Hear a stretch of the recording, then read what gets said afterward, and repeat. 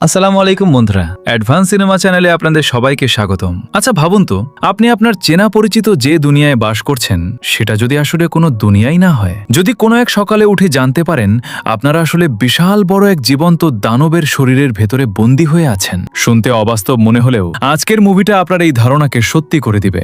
আজ আমি আপনাদের জন্য নিয়ে এসেছি হলিউডের অন্যতম সেরা এবং চোখে ধাঁধা লাগিয়ে দেওয়ার মতো এক অ্যানিমেশন মুভি, যার নাম স্ট্রেঞ্জ ওয়ার্ল্ড। বাইরে থেকে এটাকে একটা সাধারণ সুন্দর অ্যাডভেঞ্চার গল্প মনে হলেও এর গভীরে লুকিয়ে আছে এমন এক হাড়হিম করা টুইস্ট যা আপনার চিন্তা করার ক্ষমতাকে বদলে দেবে। সিনেমা লাভার হয়ে থাকলে আজকের ভিডিওটি কোনোভাবেই মিস করবেন না। তো চলুন আর দেরি না করে প্রবেশ করা যাক এই অদ্ভুত দুনিয়ায়। গল্পের একদম শুরুতে আমাদের নিয়ে যাওয়া হয় আভালোনিয়া নামের এক অদ্ভুত শহরে। এই শহরটির ভৌগোলিক অবস্থান খুবই চমৎকার, কিন্তু একই সাথে রহস্যময়। শহরের চারপাশ ঘেরা ছিল আকাশ ছোঁয়া দুর্গম আর বিশাল সব বরফে ঢাকা পাহাড়ে, যেন বাইরের পৃথিবী থেকে এই শহরকে কেউ সম্পূর্ণ বিচ্ছিন্ন করে রেখেছে। আর এই বিচ্ছিন্নতার কারণেই এখানকার মানুষের জীবনযাত্রা ছিল অত্যন্ত কঠিন। তাদের জীবনে আধুনিকতার কোনো ছোঁয়া ছিল না, কারণ তাদের কাছে ছিল না কোনো ইলেকট্রিসিটি বা বিদ্যুৎ। শহরের সাধারণ মানুষেরা বিশ্বাস করত যদি কোনো উপায়ে এই বিশাল পাহাড়ের ওপারে যাওয়া যায় তবে হয়তো তারা জীবনের সব সমস্যার সমাধান খুঁজে পাবে। কিন্তু পাহাড়ের ওপারটা যেন ছিল এক নিষিদ্ধ রাজ্য।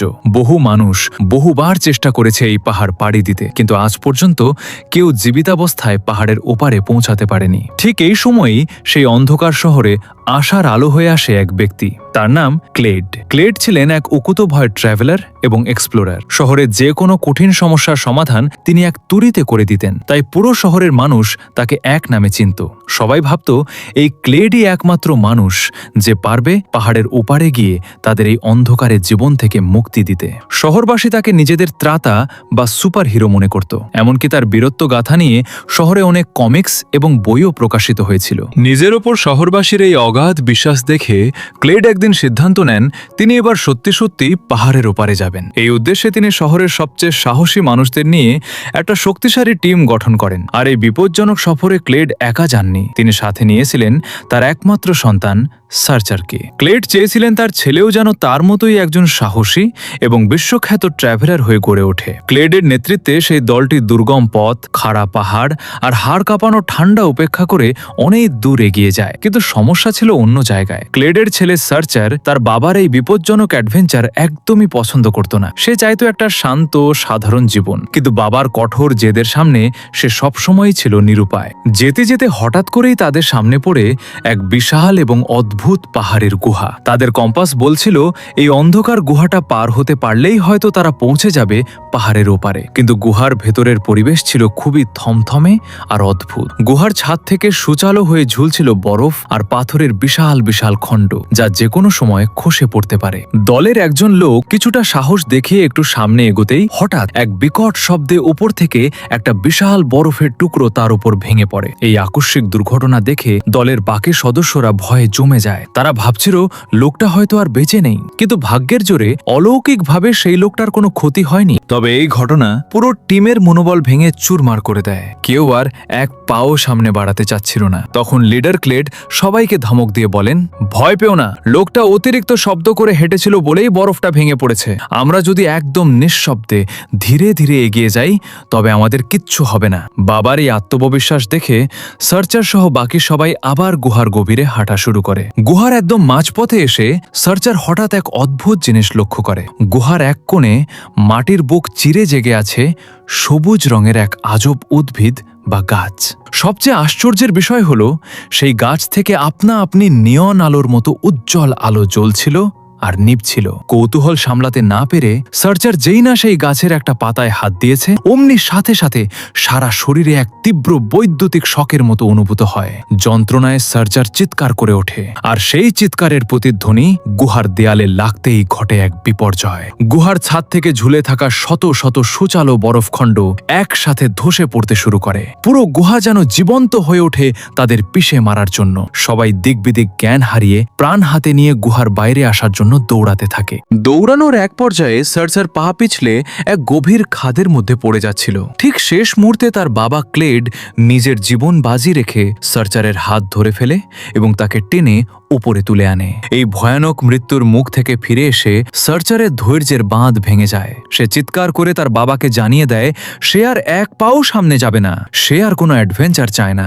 শুধু সার্চারই নয়, ক্লেডের বাকি সঙ্গীরাও এবার বিদ্রোহ করে বসে। তারা বলে পাহাড়ের ওপারে কি আছে তা দেখার আর প্রয়োজন নেই। গুহার ভেতরে তারা যে অদ্ভুত গাছটা খুঁজে পেয়েছে যা থেকে বিদ্যুৎ তৈরি হচ্ছে, তারা সেটাই নিয়ে শহরে ফিরে যাবে। এই গাছ দিয়ে কিভাবে কাজ করতে হবে তা তারা পুরোপুরি জানত না, তবে এতটুকু নিশ্চিত ছিল যে এই গাছই দূর করবে তাদের শহরের অন্ধকার। ক্লেড সবাইকে বোঝানোর আপ্রাণ চেষ্টা করেন। তিনি বলেন ওপারে হয়তো এর চেয়েও বড় কোনো সত্য লুকিয়ে আছে, কিন্তু কেউ তার কথা শোনে না। ক্ষোভে, দুঃখে এবং অভিমানে ক্লেড তখন নিজের প্রিয় কম্পাসটি ছেলে সার্চারের হাতে তুলে দেন। তারপর একা একাকী সেই অন্ধকারের বুক চিরে পাহাড়ের ওপারের উদ্দেশ্যে রওনা হয়ে যান।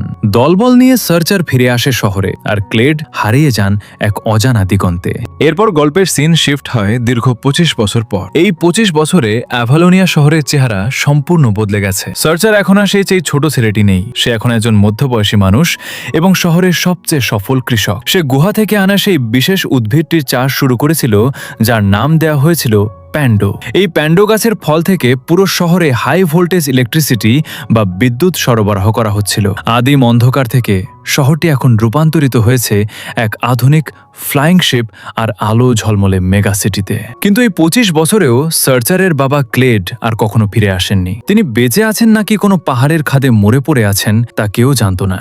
শহরবাসী ক্লেডের এই নিখোঁজ হওয়াকে এক মহান আত্মত্যাগ হিসেবে দেখে, তাই তার সম্মানার্থে শহরের ঠিক মাঝখানে ক্লেডের একটা বিশাল ব্রোঞ্জের মূর্তিও তৈরি করা হয়। এদিকে সার্চার এখন তার স্ত্রী এবং একমাত্র ছেলে ইথানকে নিয়ে এক সুখী ছোট পরিবার গড়ে তুলেছে। সার্চার তার ছেলে ইথানকে খুব ভালোবাসত, কিন্তু একটা জায়গায় তাদের মধ্যে অমিল ছিল। ইথান তার বাবার মতো কৃষক হতে চাইতো না। তার ধমনীতে বইছিল দাদা ক্লেডের রক্ত। সে চাইতো পুরো পৃথিবী ঘুরে দেখতে, নতুন নতুন অ্যাডভেঞ্চার করতে। আর এই জিনিসটাই সার্চারকে সবচেয়ে বেশি ভয় ধরাতো। সে ভাবত তার বাবা যেভাবে অ্যাডভেঞ্চারের নেশায় পরিবার ছেড়ে হারিয়ে গেছে, তার ছেলেও হয়তো সেভাবেই হারিয়ে যাবে। একদিন সার্চার যখন তার খামারে পরিবারের সাথে আনন্দ ঘনন পরিবেশে কাজ করছিল, ঠিক তখনই হঠাৎ করে পুরো পৃথিবী যেন তীব্র ভূমিকম্পে কেঁপে ওঠে। মাটির নিচ থেকে এক অদ্ভুত গর্জন শোনা যায়। সার্চার খামার থেকে বাইরে বেরিয়ে এসে দেখে আকাশ থেকে এক রাজকীয় উড়োজাহাজ বা এয়ারশিপ তাদের বাড়ির সামনে এসে অবতরণ করছে। সেই উড়োজাহাজ থেকে নেমে আসেন আভালোনিয়ার বর্তমান প্রেসিডেন্ট কালিস্টো, যিনি একসময় ক্লেডের টিমের মেম্বার ছিলেন। কালিস্টো সার্চারকে কিছু মারাত্মক জিনিস দেখান। তিনি প্যান্ডো গাছের কিছু অংশ নিয়ে এসেছিলেন যা পুরোপুরি কালো এবং পচে মরে যাচ্ছিল। কালিস্টো জানান শুধু এখানে নয়, পুরো আভালোনিয়ার প্যান্ডো গাছগুলো একে একে মরে যাচ্ছে, আর যদি প্যান্ডো গাছ মরে যায় তবে পুরো শহর আবার এক লহমায় অন্ধকারে ডুবে যাবে, ধ্বংস হয়ে যাবে তাদের সভ্যতা। এই বৈশ্বিক সংকটের সমাধানের জন্য কালিস্টো সার্চারের সাহায্য চান, কারণ সার্চারই এই গাছের একমাত্র বিশেষজ্ঞ। সার্চার তার পরিবার ছেড়ে এই বিপজ্জনক মিশনে যেতে একদমই রাজি ছিল না, কিন্তু সে বুঝতে পারছিল এই গাছ মরে গেলে তার পরিবারও বাঁচবে না। তাই অবশেষে এক বুক আশঙ্কা নিয়ে সে কালিস্টোর সেই বিশাল উড়োজাহাজে চড়ে বসে। প্যান্ডো গাছের মূল শিকড় যেখানে উৎপন্ন হয়েছে সেই মাটির গভীর তলদেশের উদ্দেশ্যে তারা যাত্রা শুরু করে। উড়োজাহাজটি যখন মাটির নিচে প্যান্ডো গাছের মূল শিকড় লক্ষ্য করে অনেক দূরে এগিয়ে যায়, তখন সার্চার কেবিনের ভেতরে একটা শব্দ শুনতে পায়। গিয়ে দেখে তার ছেলে ইথান লুকিয়ে লুকিয়ে এই শিপে চলে এসেছে। সার্চার নিজের ছেলের ওপর প্রচন্ড রেগে যায় এবং তাকে বকাঝকা করতে থাকে। কিন্তু নাটকীয়তা এখানেই শেষ নয়। ঠিক তখনই দেখা যায় সার্চারের স্ত্রী মেরিনো একটা ছোট বিমান নিয়ে উড়োজাহাজের পিছু পিছু সেখানে এসে হাজির হয় তার ছেলেকে ফিরিয়ে নেওয়ার জন্য। পরিস্থিতি এমন দাঁড়ায় যে সবাইকে নিয়েই এখন মিশনটি সম্পূর্ণ করতে হবে। তারা মাটির নিচে এক বিশাল গিরিখাদ বা গর্তের সন্ধান পায়। কালিস্টো রিসার্চ বলছিল এই গর্তের ভেতরেই রয়েছে প্যান্ডো গাছের মূল শিকড়। তারা ধারণা করছিল মাটির নিচে হয়তো এমন কোনো অদ্ভুত পরজীবী প্রাণী বা মনস্টার রয়েছে যারা এই গাছের শিকড় থেকে সমস্ত শক্তি চুষে খাচ্ছে, যার কারণে মাটির উপরে গাছগুলো মরে যাচ্ছে। তারা যখন এই বিষয়গুলো নিয়ে আলোচনা করছিল, ঠিক তখনই চারপাশের পরিবেশ বদলে যায়। হঠাৎ করে গোলাপি রঙের আজব দেখতে এক ঝাঁক উড়ন্ত ক্রিয়েচার তাদের উড়োজাহাজের ওপর তীব্র আক্রমণ চালিয়ে দেয়। এই প্রাণীগুলোর কোনো চোখ বা মুখ ছিল না, ছিল শুধু কতগুলো বিষাক্ত শুঁড়। তাদের উপর্যুপরি আক্রমণে উড়োজাহাজের নিয়ন্ত্রণ হারিয়ে যায় এবং সেটি ভেঙে এক গভীর গিরিখাদের তলদেশে তলদেশে পড়ে যায়। জাহাজটি যখন ল্যান্ড করে সার্চার তার পরিবার থেকে বিচ্ছিন্ন হয়ে এক অজানা জায়গায় গিয়ে পড়ে। সেখানে তাকে এক ছোট জেলিফিশের মতো গোলাপি রঙের ক্রিয়েচার আক্রমণ করার চেষ্টা করে, কিন্তু সার্চারের সাথে তাদের বিশ্বস্ত 3 ঠ্যাংওয়ালা কুকুর লেজেন্ড ছিল। লেজেন্ডের সাহসিকতায় সেই ক্রিয়েচারটি সাময়িকভাবে পিছিয়ে যায়। ঠিক সেই মুহূর্তেই ঝোপের আড়াল থেকে তরবারি হাতে লাফিয়ে পড়ে এক জঙ্গলি চেহারার বুড়ো লোক। সে তার অদ্ভুত অস্ত্র দিয়ে সার্চারকে সেই মনস্টারের হাত থেকে রক্ষা করে। লোকটার গায়ে ছিল পশুর চামড়া আর লম্বা সাদা দাড়ি। লোকটা যখন সার্চারকে তার নাম জিজ্ঞেস করে, সার্চার অবাক হয়ে বলে, আমি সার্চার ক্ল্যাড। এই নামটা শোনা মাত্রই সেই বুড়ো লোকটার চোখের কোণ দিয়ে জল গড়িয়ে পড়ে। সে পরম মমতায় সার্চারকে বুকে জড়িয়ে ধরে। হ্যাঁ বন্ধুরা, এই বুড়ো লোকটা আর কেউ নয়, তিনি হলেন সার্চারের বাবা, আভালোনিয়ার সেই হারিয়ে যাওয়া মহান হিরো ক্লেড, যিনি দীর্ঘ 25 বছর আগে এই গুহায় হারিয়ে গিয়েছিলেন। ক্লেড সার্চারকে তার তৈরি একটা গোপন আস্তানায় নিয়ে যান। সেখানে বসে তিনি বলেন, তুই ভাবিস না যে আমি তোদের ভুলে গিয়েছিলাম। এই 25 বছর ধরে আমি এই মাটির নিচের অদ্ভুত দুনিয়া থেকে বের হবার জন্য 1000 বার চেষ্টা করেছি, কিন্তু এখানকার ভৌগোলিক পরিবেশ এবং মনস্টারদের কারণে আমি কোনো পথ খুঁজে পাইনি। কথার মাঝে সার্চার যখন তাকে বলে যে সে এখন বিবাহিত এবং তার একটা ছেলেও আছে, তখন ক্লেডের আনন্দের সীমা থাকে না। সে দাদু হতে পারার খুশিতে আত্মহারা হয়ে যায়। এরপর সার্চার তার বাবাকে এখানে আসার আসল উদ্দেশ্যটা খুলে বলে। সে বলে, মাটির উপরে প্যান্ডো গাছ মরে যাচ্ছে আর তারা এসেছে এই প্যান্ডোর মূল শিকড়কে বাঁচাতে। ক্লেডো মাথা নেড়ে সায় দিয়ে বলেন, হ্যাঁ আমিও লক্ষ্য করেছি, গত কয়েকদিন ধরে মাটির নিচের এই রহস্যময় দুনিয়াতেও এক বিরাট বিপর্যয় চলছে। গল্পের এই পর্যায়ে ক্লেড তার ছেলের দিকে তাকিয়ে গর্বের সাথে বলেন, আমি জানতাম তুইও শেষ পর্যন্ত আমার মতো একজন সাহসী আর মহান ট্রাভেলার হয়েছিস।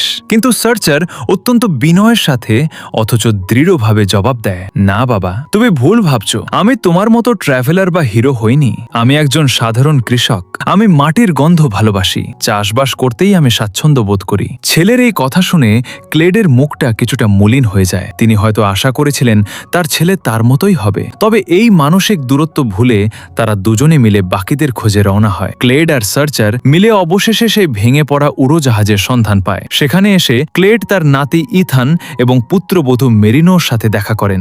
দীর্ঘ 25 বছর পর এই পারিবারিক পুনর্মিলন ছিল অত্যন্ত আবেগঘন।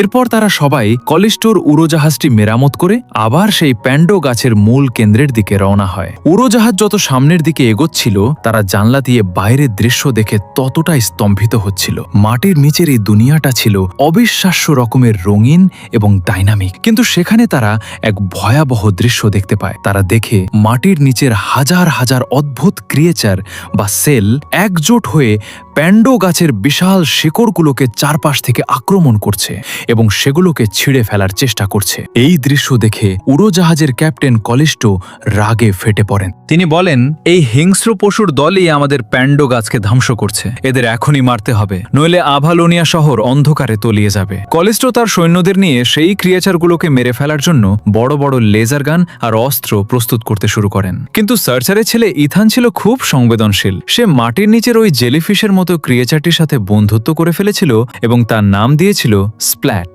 ইথান লক্ষ্য করেছিল যে এই ক্রিয়েচারগুলো বিনা কারণে কাউকে আক্রমণ করে না। তারা খুব শান্তিপ্রিয় এবং তারা অন্য কোনো এক বিশেষ কারণে এই গাছটিকে ধ্বংস করার আপ্রাণ চেষ্টা করছে। কিন্তু কলিস্টো বা সার্চার কেউই তখন ইথানের এই ছেলে মানুষের কথা শুনতে রাজি ছিলেন না। তারা সভ্যতার আলো বাঁচাতে অন্ধ হয়ে গিয়েছিলেন। উপায় না দেখে নিজের বিশ্বাসকে প্রমাণ করার জন্য ইথান উড়োজাহাজ থেকে সেই ছোট ক্রিয়েচার স্প্ল্যাটকে সাথে নিয়ে নিজের এক গিরিখাদে লাফিয়ে পড়ে। নিজের ছেলেকে বাঁচাতে সার্চারও কোনো কিছু না ভেবে তার পিছু পিছু নিচে লাফ দেয়। ইথানকে খুঁজতে খুঁজতে সার্চার এক বিশাল এবং খাড়া পাহাড়ের চূড়ায় এসে পৌঁছায়। সেখানে এসে ইথান এবং সার্চার যখন সামনের দিকে তাকায়, তখন তাদের পায়ের তলার মাটি সরে যায়। তারা যা দেখে তা দেখার জন্য পৃথিবীর কোনো মানুষই প্রস্তুত ছিল না। তারা দেখতে পায় তারা আসলে কোনো মাটির নিচের সাধারণ দুনিয়াতে নেই। তারা আসলে বাস করছে বিশাল কল্পনাতীত বড় এক কচ্ছপ আকৃতির সামুদ্রিক জীবের শরীরের ভেতরে। হ্যাঁ বন্ধুরা, তারা যে আভালোনিয়া শহরটায় এতদিন ধরে বাস করছিল সেটা কোনো সাধারণ পাহাড় ঘেরা উপত্যকা ছিল না, সেটা ছিল এই বিশাল মহাজাগতিক কচ্ছপের পিঠের উপরের অংশ। আর তারা যেটাকে মাটির নিচের দুনিয়া ভাবছিল সেটা আসলে ছিল এই কচ্ছপটার শরীরের অভ্যন্তরীণ অঙ্গ প্রত্যঙ্গ। তারা সেখানে যে অ্যাসিডের ফুটন্ত নদী দেখেছিল সেটা আসলে কোনো নদী ছিল না, সেটা ছিল এই জীবটার পাকস্থলী বা পেট। আর তারা এযাবৎকাল যত অদ্ভুত অদ্ভুত উড়ন্ত হামাগুড়ি দেওয়া প্রাণী দেখেছে তারা কোনো মনস্টার ছিল না, তারা ছিল এই বিশাল জীবটার শরীরের শ্বেত রক্তকণিকা বা ইমিউনিটি সিস্টেম, যারা শরীরকে সুস্থ রাখার জন্য দিন রাত লড়াই করে। সবচেয়ে ভয়াবহ আর চোখ খুলে দেওয়ার মতো সত্যটা ছিল এই যে সার্চাররা যে প্যান্ডো গাছের ফল দিয়ে এতদিন ধরে ইলেকট্রিসিটি ব্যবহার করে আসছিল, সেই প্যান্ডো গাছটা আসলে কোনো উপকারী উদ্ভিদ ছিল না, সেটা ছিল একটা মারাত্মক এবং প্রাণঘাতী ভাইরাস, যা এই কচ্ছপটার শরীরের ভেতরে ঢুকে তার ইমিউনিটি সিস্টেমকে ধ্বংস করে দিচ্ছিল এবং কচ্ছপটাকে ধীরে ধীরে মৃত্যুর দিকে ঠেলে দিচ্ছিল। আর তারা যে জায়গাটাকে প্যান্ডো গাছের মূল শিকড় ভেবে ধ্বংস হওয়া থেকে বাঁচাতে এসেছে সেটা আসলে কোনো শিকড় নয়, সেটা ছিল এই বিশাল জীবটার হৃৎপিণ্ড বা হার্ট প্যান্ডো নামের সেই ভাইরাসটি এই জীবটার হৃৎপিণ্ডকে চারপাশ থেকে পেঁচিয়ে ধরে তার রক্ত চলাচল বন্ধ করে দিচ্ছিল, যার কারণে হৃৎপিণ্ডটি পচে কালো হয়ে যাচ্ছিল। আর কচ্ছপটার শরীরের রোগ প্রতিরোধ ক্ষমতা স্বরূপ সেলগুলো সেই হৃৎপিণ্ডকে ভাইরাসের হাত থেকে বাঁচাতে ওটাকে কাটার চেষ্টা করছিল।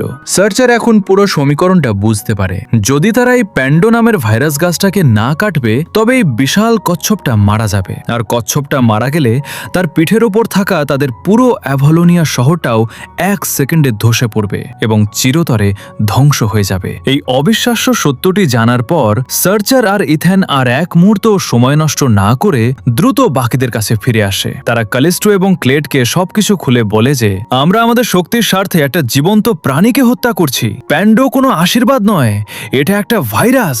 কিন্তু ক্ষমতার লোভে অন্ধ হয়ে যাওয়া প্রেসিডেন্ট ক্যালিস্টো এই সত্যিটা মানতে চান না। তিনি বলেন, প্যান্ডো ধ্বংস হলে আমাদের শহরের বিদ্যুৎ চলে যাবে, আমরা আবার আদিম অন্ধকারের যুগে ফিরে যাব, আমি তা হতে দেব না। ক্যালিস্টো উল্টো সার্চার, ক্লেড এবং তার পুরো পরিবারকে উড়োজাহাজের একটা ঘরে বন্দী করে দেন। তারপর তিনি নিজে গিয়ে সেই ভাইরাস গাছটাকে বাঁচানোর জন্য এবং কচ্ছপের হৃৎপিণ্ডের সেলগুলোকে মারার জন্য তীব্র আক্রমণ শুরু করেন। কিন্তু অ্যাভালোনিয়ার হিরো ক্লেড আর তার ছেলে সার্চার কি এত সহজে দমে যাওয়ার পাত্র?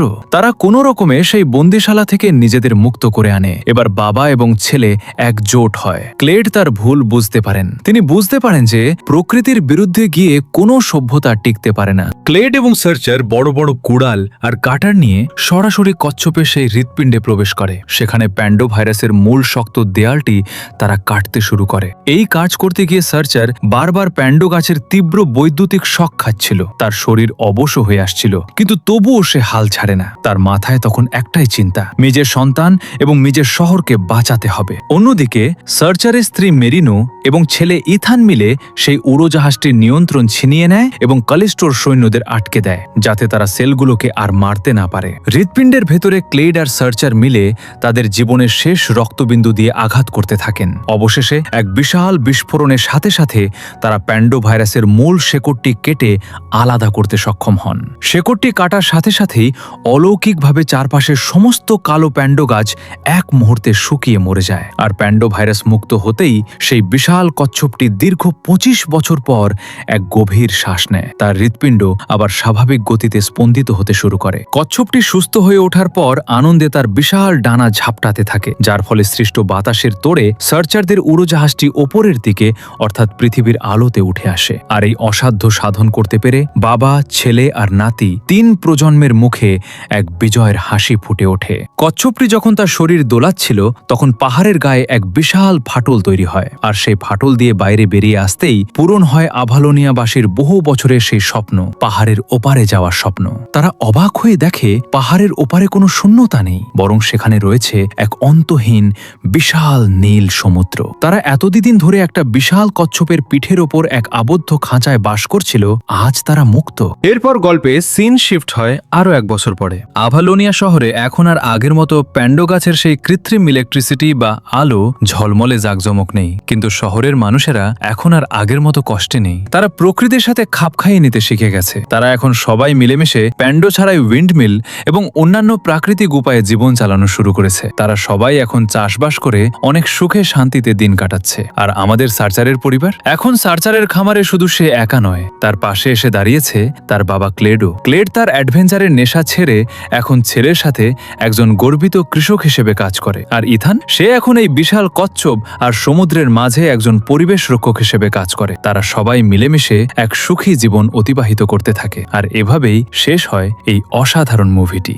বন্ধুরা, স্ট্রেঞ্জ ওয়ার্ল্ড অ্যানিমেশন মুভিটি আমাদের এক গভীর বার্তা দেয়। এটি দেখায় যে প্রযুক্তির অন্ধ মোহে আমরা যেভাবে আমাদের পৃথিবীকে, আমাদের পরিবেশকে ধ্বংস করছি, তার পরিণতি কখনো ভালো হতে পারে না। ভবিষ্যৎ প্রজন্মের জন্য একটি টেকসই এবং সুন্দর পৃথিবী রেখে যেতে হলে আমাদের প্রকৃতির প্রতি দায়িত্বশীল হতে হবে এবং পারস্পরিক সহযোগিতার হাত বাড়িয়ে দিতে হবে। আজকের ভিডিওটি আপনাদের কেমন লাগলো তা অবশ্যই কমেন্ট করে জানাবেন। ভালো লাগলে একটি লাইক দিয়ে চ্যানেলটি সাবস্ক্রাইব করতে ভুলবেন না। দেখা হচ্ছে আগামী ভিডিওতে ফ্রোজেন মুভির এক্সপ্লেনেশন নিয়ে। ততক্ষণ সবাই ভালো থাকুন, সুস্থ থাকুন। আল্লাহ হাফেজ।